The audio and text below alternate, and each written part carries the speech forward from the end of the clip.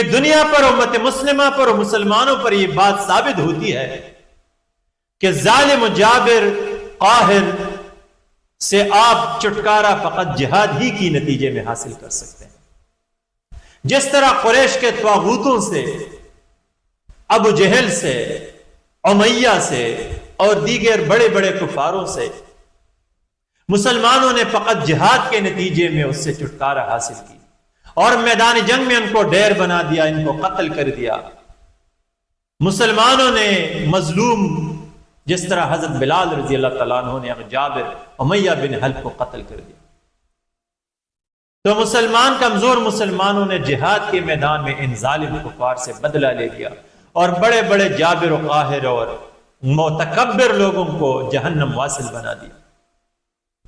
تو اس سے یہ بات ثابت ہوتی ہے کہ اس دنیا میں بھی آپ بڑے بڑے طاغوتوں سے، بڑے بڑے ظالم اور سرکشوں سے فقط جہاد ہی کی نتیجے میں نجات حاصل کر سکتے ہیں، ان کا راستہ روک سکتے ہیں، ان کے ظلم سے چھٹکارا حاصل کر سکتے ہیں.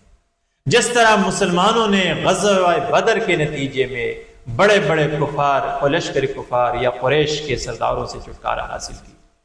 اس دنیا کے طاغوتوں سے اگر آپ چھٹکارا حاصل کرنا چاہتے ہیں تو جہاد سے کوئی اور علاوہ کوئی اور راستہ نہیں.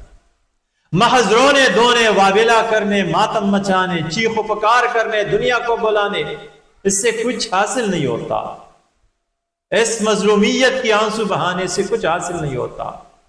غزوہ بدر کی طرح میدان میں نکلنا ہے اور ان طاغوتوں کا مقابلہ کرنا.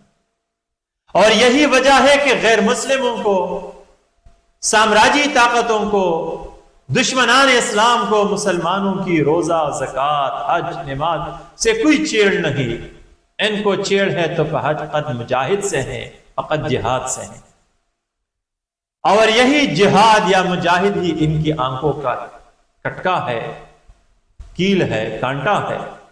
لہذا غزوہ بدر نے یہ ثابت کر دی کہ فقط سامراجی طاقتوں سے چھٹکارا، ظالم و جابر سے چھٹکارا جہاد ہی کے نتیجے میں ممکن ہے، اور جہاد ہی کے نتیجے میں آپ ان سے بدلہ لے سکتے ہیں اور ان کی ظلم سے نجات حاصل کر سکتے ہیں.